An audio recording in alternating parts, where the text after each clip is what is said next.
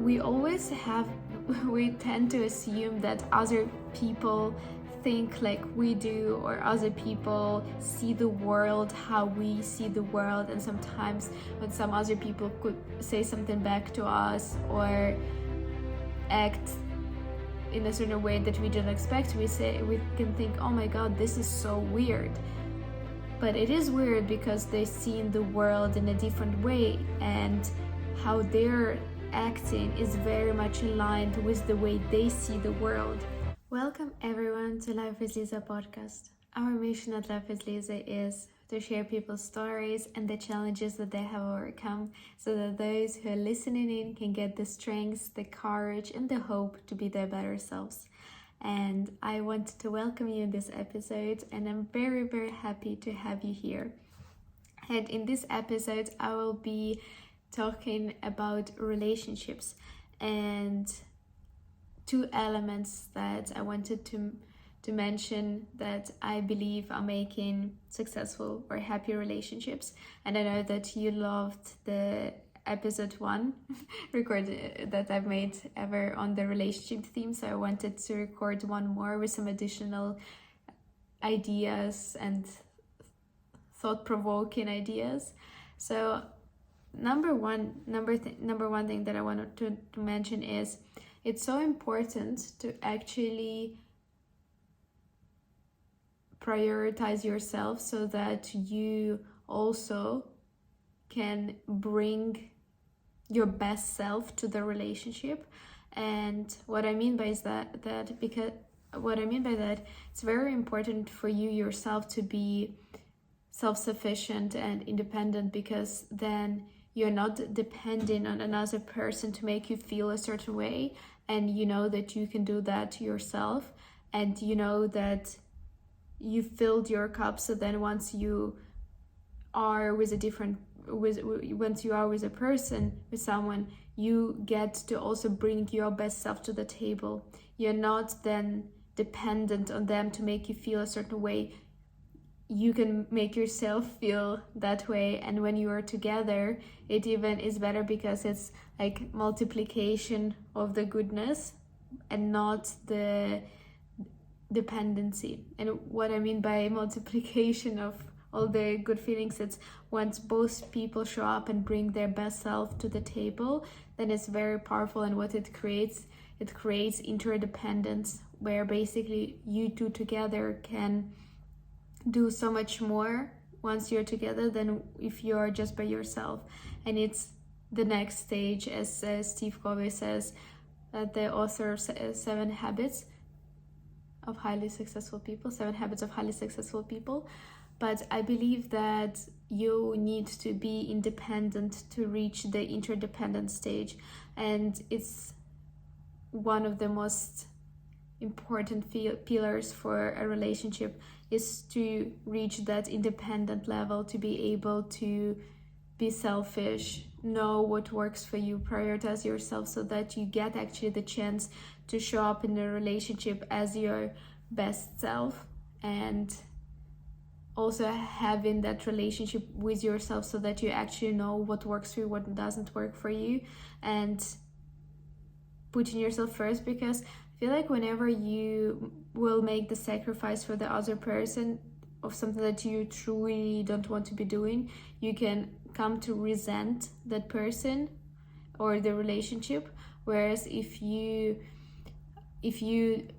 do also those selfish things and the things that you want to do, of course I'm just trying to think of good examples, just because I don't want you to think that, I don't know, doing something selfish is doing something hurtful to another person, because it really isn't. But for example, if you want to watch a movie and the other person wants to read a book, and then you really, really want to watch a movie, then maybe you can do that and the other person can do that without anyone sacrificing.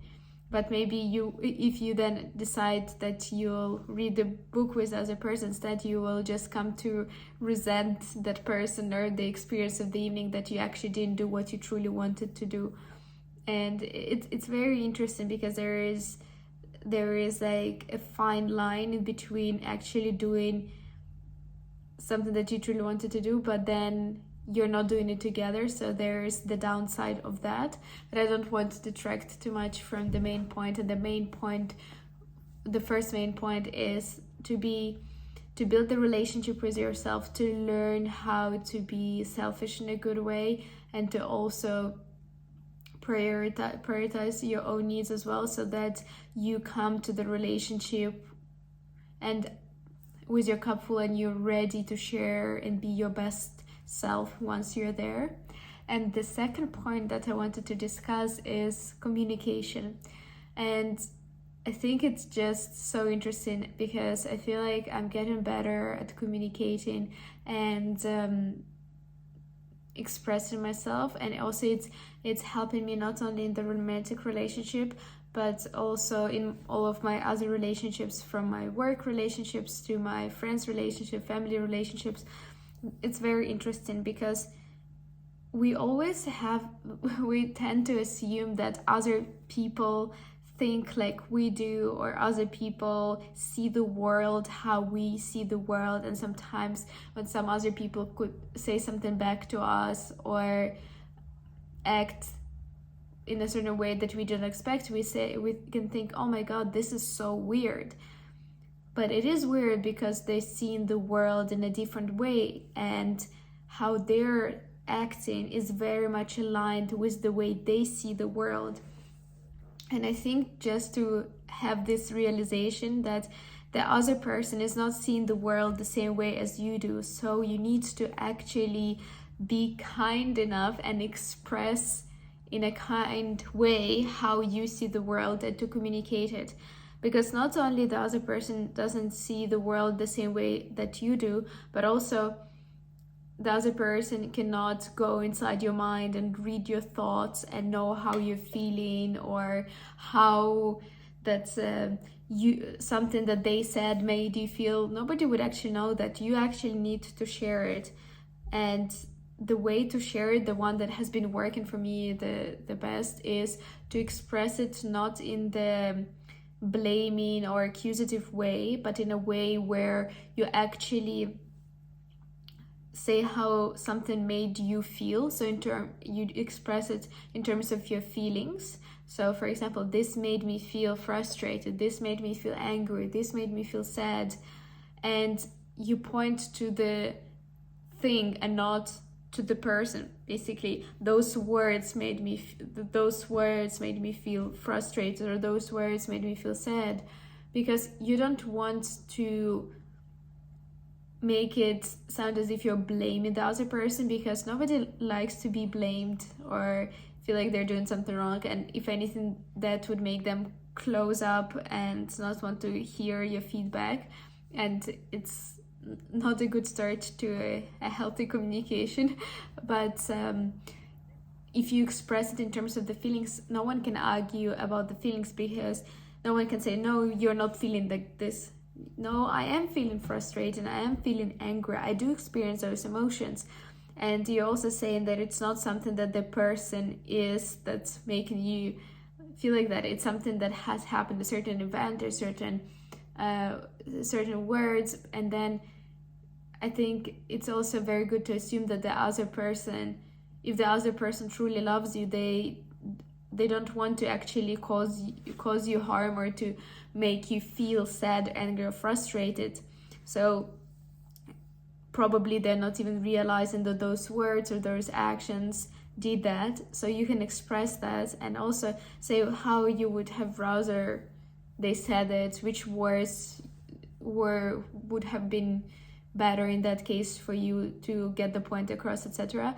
And the communication starts like that. But I think it's very important to start building this communication muscle, and also talk in terms of feelings without blaming, and being also very open and actually willing to share this. Because also so many times I feel like with a lot of events, they make us feel a certain way, but then we don't really even think through them. We just have a certain feeling, but we don't really start having this conversation with ourselves.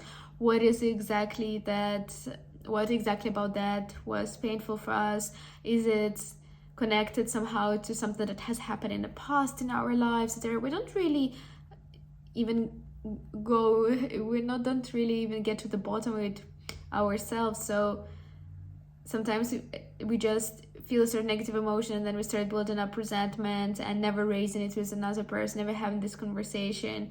But I think it takes a lot of courage to actually start that conversation with yourself, to understand what was actually something that triggered you, why something about those words or actions was painful, and then to communicate it with the other person in terms of feelings is very powerful, because then you help them to act better in the next time, and also it strengthens the relationship because they understand where you're coming from, and then the communication is getting even better and better, and the relationship is getting better and better.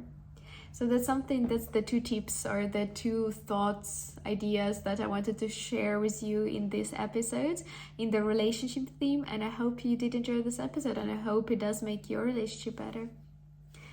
If you did enjoy this episode, please be sure to subscribe to this channel, and I see you in the next episode.